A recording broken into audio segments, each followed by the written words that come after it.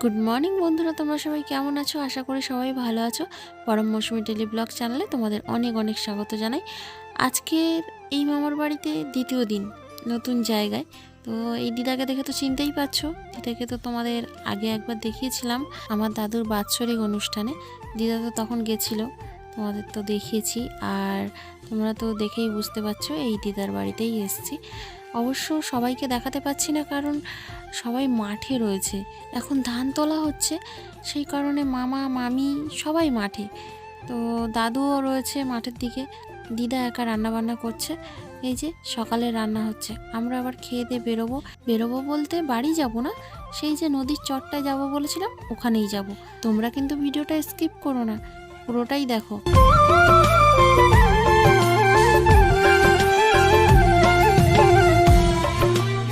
যাওয়ার পথে একটা ছোট্ট মতো সাঁকো পড়েছে, এই সাঁকো পার হয়ে যেতে হচ্ছে। এটা অবশ্য একটা খাল, নদী না। তো এইবার নদীর রাস্তা ধরেছি, এখন থেকে চরটা দেখা যাচ্ছে দূরে। তো বরমশাই তো দেখে তো লাফাতে লাফাতে যাচ্ছে, কি আনন্দ পেয়েছে ও একেবারে। এখন ভাটা চলছে বলে পুরোটা দেখা যাচ্ছে। আর জোয়ারের সময় এই পর্যন্ত জল চলে আসে একদম সামনে পর্যন্ত, তখন আর দেখা যায় না। অবশ্য রৌদ্র হয়েছে বলে শুকিয়ে গেছে। দেখো ওই ধার থেকে একটা সরু করে নদী, মানে জল মতো রয়েছে, ওই দিক থেকে নৌকাও যাতায়াত করছে, নৌকা যাওয়ার মতো অবস্থা আছে আর কি। বোন আর রাজ এগিয়ে গেছে, আর আমরা পেছনে পেছনে যাচ্ছি। তো সবাই খুব এক্সাইটেড, ওই চড়ে নামা হবে আজকেরে। বোন যখনই মামার বাড়ি আসে তখনই কিন্তু এখানে আসে। আর আমরা প্রথমবার এসেছি তো ভয়ও লাগছে। শুনেছি এখানে নাকি চোরাবালি রয়েছে। তো চোরাবালিতে কয়েক বছর আগে একটা মেয়ে মানে চোরাবালিতে পড়ে গিয়ে মারা গেছে। তো ঢুকে গেছে, জোয়ারও চলে এসেছিলো সঙ্গে সঙ্গে, উঠতে পারেনি চোরাবালি থেকে, তো মারাই গেছিলো। তো সেই ভয়টা আমরাও পাচ্ছি। তবে এই যে যেদিক থেকে যাচ্ছি এই দিকটাতে নাকি চোরাবালি রয়েছে। আমরা আরও খানিকটা এগিয়ে এলাম, এগিয়ে এসে নামবো এইখান থেকে। একদম যে চরটা পড়েছে তার মাঝ বরাবর, নদীর মাঝ বরাবর। অবশ্য এখন মনে হচ্ছে জোয়ার উঠছে। আমরা তো কেউ কিছু বুঝতে পারছি না, তবুও আমরা নামবো বলে ঠিক করেছি। জল তো এখন তো সেরকম কাছাকাছি দেখতে পাচ্ছি না, দূরে আছে। তো দেখো না, রাজ কারোর কথা শুনেনি, সে নেমে যাচ্ছে। ও অবশ্য আবার বালি আনবে, তার জন্য ব্যাগ নিয়ে যাচ্ছে। ওই ব্যাগের মধ্যে আমার আবার পার্সও রয়েছে। তাই আমি ওকে বারবার বলছিলাম যে ভাই যা করিস আমার ব্যাগটা নিচে ফেলিস না, জলে ফেলিস না, পার্সে টাকা আছে, সব ভিজে যাবে। ও ছোট মানুষ যাচ্ছে, তবুও ওর পা বসে যাচ্ছে। আমরা তো বড়, তো আমাদের যে কী অবস্থা হবে কে জানে। দেখো সে চলেই গেল বলতে গেলে। ওই যে একটু অল্প অল্প ছিপছিপে মতো জল আছে, কিন্তু মাঝখানের দিকটা পুরোপুরি শুকনো। যতদূর সম্ভব জোয়ার উঠছে, তার জন্য জলটা এতদূর এগিয়ে এসছে। তো দেখা যাক, আমরাও নামবো ভাবছি, কি হচ্ছে দেখি। চোরাবালির ভয়ে সবাই আসতে দিতে চাইছিল না, বিশেষ করে দিদারা। তো মামা যখন শুনেছে ফোনে যে আমরা আসবো এখানে, মামা তো খুব বকাবকি করছিল।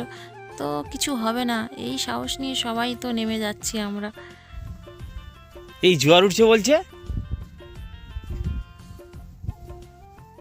জোয়ার উঠছে না? সে কি ভাঁটা নামছে? তোর মনু নামছে, জোয়ার উঠছে।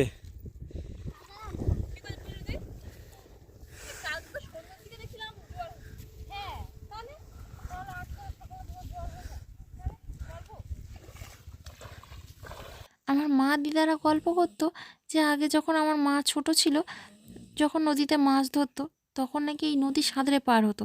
তো এই নদী না, আমাদের ওই বড় নদী সাঁতরে পার হতো। আমার মামিও বলছিল যে মামিরাও নাকি সাঁতরে পার হয়েছে। আর আমরাও সবাই সাঁতার জানি, তবুও আমাদের ভয় হচ্ছে।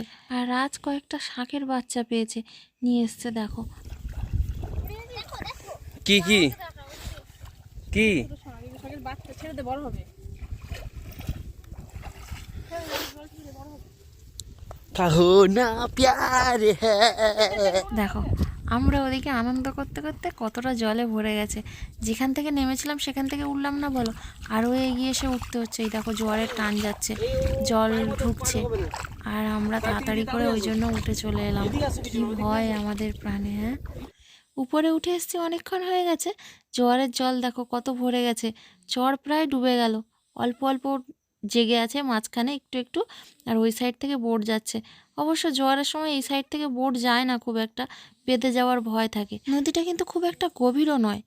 শুনেছি ওপারে যে বোট যাচ্ছে ওইটাও ভাটার সময় নাকি পার হওয়া যায়, এক বুক জল হয়। আমরা এখন এই উপরে নদীর ধারে এই সরু মতো রাস্তা রয়েছে, ইটের রাস্তা, এই রাস্তার ধারে বসে আছি, গল্প করছি, আবার মাঝে মধ্যে ভিডিওও বানিয়ে নিচ্ছি।